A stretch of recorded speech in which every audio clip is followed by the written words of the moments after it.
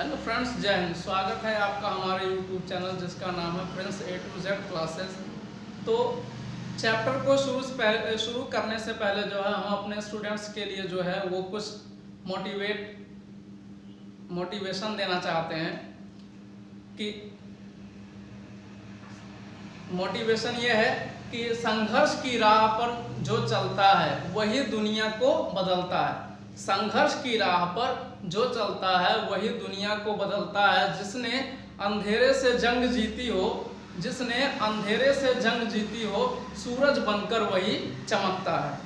तो इसी मोटिवेशन के साथ जो है हम अपना टॉपिक जो है शुरू करने जा रहे हैं।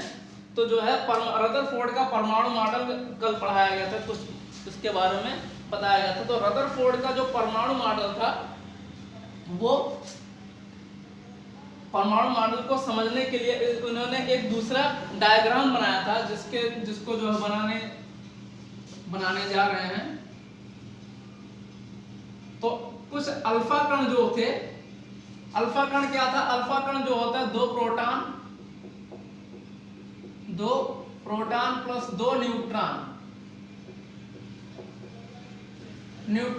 दो प्रोटॉन और दो न्यूट्रॉन जब आपस में मिल जाते हैं तो क्या होता है? एक अल्फा कण का निर्माण होता है। अल्फा कण, तो अल्फा कणों को जो है इन्होंने क्या किया? अल्फा कण को जो है एक पतली पन्नी, सोने की पन्नी से गुजारा। अल्फा कण को जो है इन्होंने एक सोने की पतली पन्नी से गुजारा। तो क्या हुआ कि अधिकांश अल्फा कण जो थे वो चले गए, सीधे निकल गए। और इन्होंने एक सोने की पन्नी को लगा दिया। जब सोने की पन्नी को लगाया तो इन्होंने क्या देखा कि ये जो अल्फा कण जो थे ये जाकर के यहाँ पर क्या उत्पन्न करने लगे? प्रकाश, यानी चमक उत्पन्न किया है इसने। ये जो यहाँ से अल्फा कण जो निकले थे, अल्फा कण क्या होते हैं? ये पॉजिटिव होते हैं, धनात्मक आवेश होता है अल्फा कणों पर। यहाँ से जब ये निकले तो क्या किया इन्होंने? जब सोने की पन्नी को पार करके ये आगे निकल गए तो क्या किया? जब ये सोने की पन्नी से टकराए, यानी जो ये प्रतिदीप्ति आवरण है। ये क्या है? प्रतिदीप्ति आवरण है। ये प्रतिदीप्ति आवरण है, सोने की पन्नी ये है। इसको कहा गया सोने की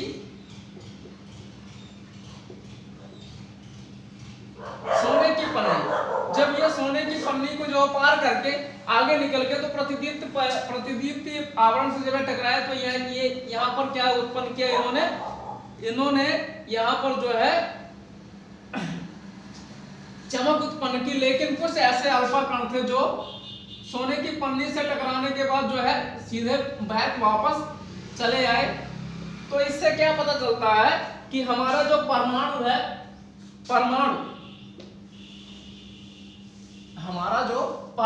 उसमें क्या है? एक कोई धनावेशित कण है जिसको जो है हम जानेंगे। जैसे मान लीजिए ये हमारा जो है ये परमाणु के बीच में एक नाभिक, इसमें प्रोटॉन और न्यूट्रॉन है। तो जब जो है यहाँ से अल्फा कणों को जो है गुजारा गया, यहाँ से मान लीजिए अल्फा कण को जो है जब यहाँ से गुजारा गया तो ये यहाँ से वापस बैक आ गया। यहाँ से जब अल्फा कणों को गुजारा गया तो ये सीधे निकल गए। यहाँ से भी जब अल्फा कणों को गुजारा गया तो ये वापस सीधे अपने मार्ग में जो है चले गए। लेकिन जब यहाँ से गुजारा गया तो क्या हुआ? यहाँ से टकराने के बाद जो है अब चूंकि यहाँ पर जो है कोई ठोस कण है, यहाँ से टकराने के बाद जो है ये सीधे यहाँ पर अपने मार्ग से थोड़ा सा विचलित होकर हटके चले गए। यहाँ से भी जो है जब ये टकराए, जब इसमें टकराए तो ये क्या हुआ? अपने मार्ग से थोड़ा सा हटके ये विचलित हो गए और इधर चले गए। इसके बाद जो है यहाँ से जब जो अल्फा कण गए थे वो सीधे अपने मार्ग में चले गए। तो यहाँ पर होता क्या है कि जो अल्फा कण यानी जो अपने मार्ग में जो है मार्ग से जो किरण जो है वापस अपने माध्यम में वापस आ गया। तो उन्होंने क्या विचार किया कि परमाणु में कोई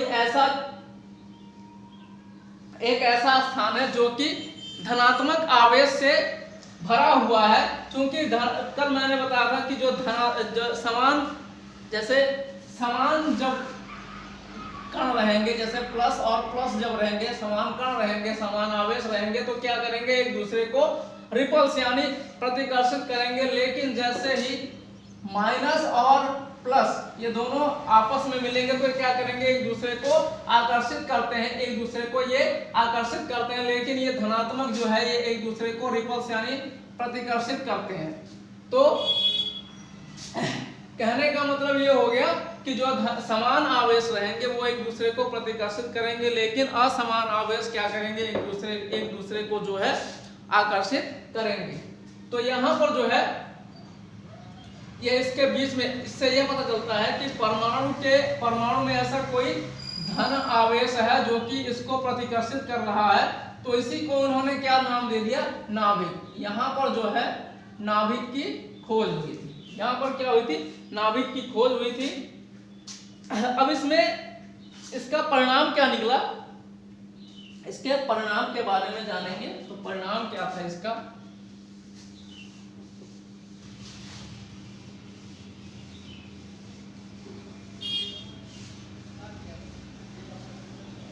परिणाम इसका यह निकला कि परमाणु के भीतर, पहला जो है वो क्या था, परमाणु के भीतर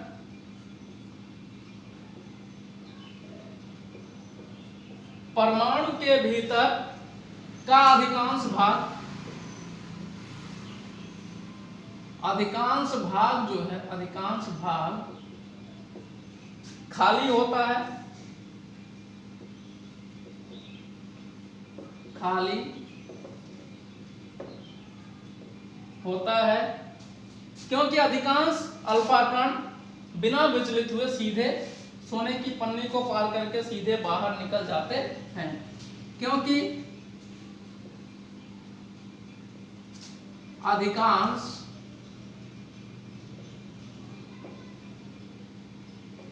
अल्फा कण बिना विचलित हुए, बिना विक्षेपित हुए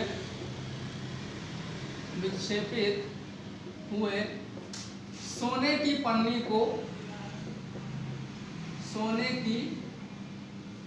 पन्नी को पार करके सीधे निकल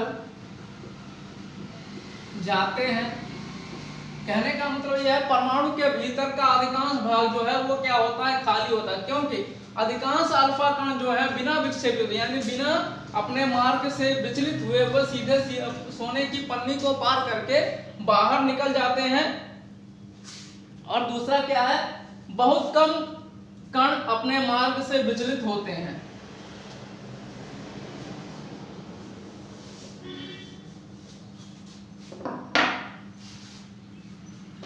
बहुत कम कण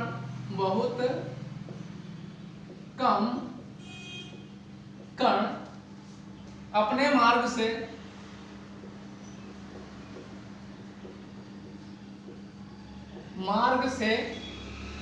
विक्षेपित होते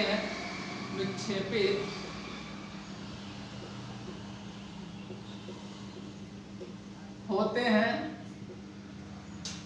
जिससे यह पता चलता है, जिससे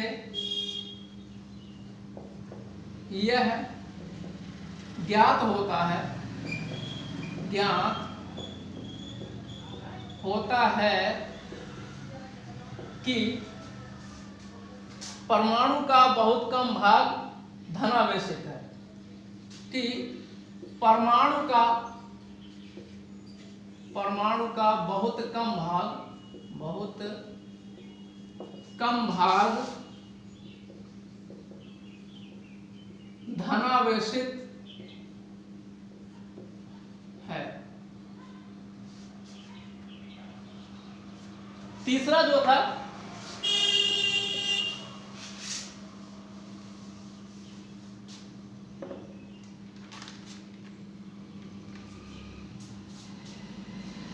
था वो क्या था, बहुत कम अल्फा कण 180 डिग्री पर विक्षेपित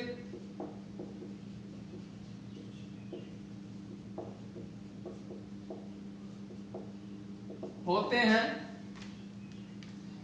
जिससे यह संकेत मिलता है कि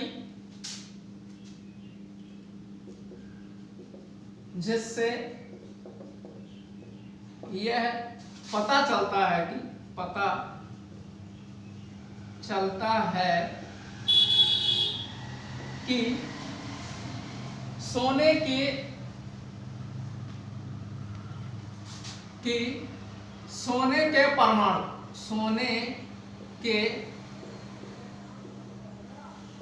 परमाणु का पूर्ण धनावेशित भाग, परमाणु का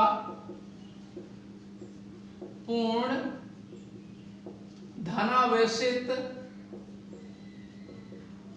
भाग जो है और द्रव्यमान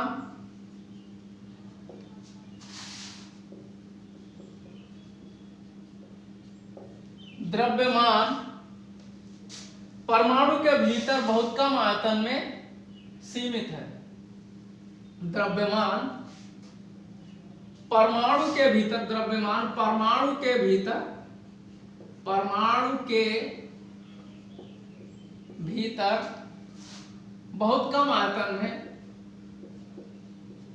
बहुत कम आयतन में सीमित है।